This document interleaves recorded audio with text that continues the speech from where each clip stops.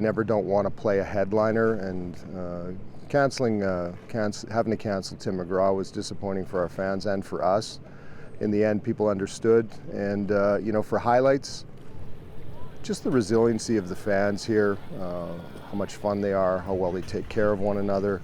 We ran into some weather situations, and the way that they were handled and dealt with, both with our staff on site and our CMP and EMS, all those types of things.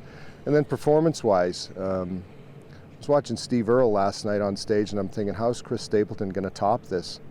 And of course he did. So I would say last night, I've been at this site a lot. I think it was a historic night. I think this is a show people are going to be talking about for a very long time. I too have been out here a lot over the years, and we've seen some rain, we've seen some mud, but I don't think any of us have actually been out here during a storm like we saw Saturday night and then a little bit last night after the beer gardens. Tell me a little bit about how your severe weather plan works. It's something that you plan and prepare for and sort of rehearse all the time. When you need it, and to see how well it was executed and the fact that everybody was safe is really gratifying. It's just another indication that some of the people we have working with this organization are the best in the business.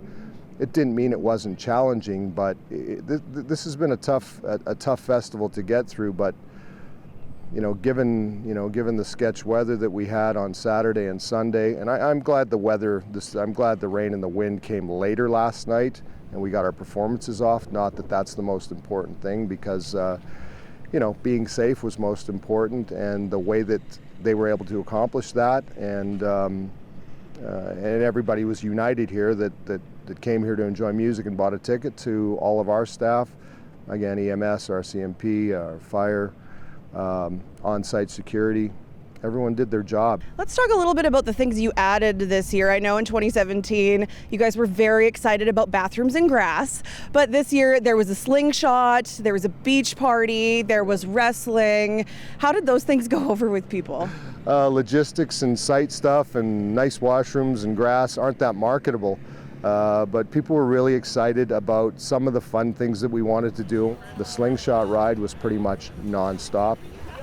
People loved it, and then wrestling in the beer garden. It seemed like there was a crowd for that. We always try and say something for everyone. I guess this year it really was. So, and further to that, having some people come to the festival who maybe have never been here before. Maybe they'll come back again next year.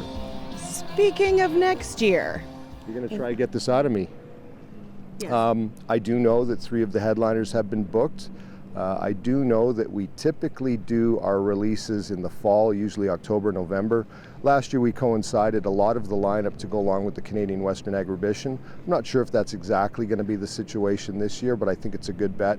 We like to come into the fall and make a big announcement. It's just this year we might have a very, very significant portion of the lineup rather than releasing one headline act as we typically do. So something to look forward to, and I think our fans are going to be pretty happy.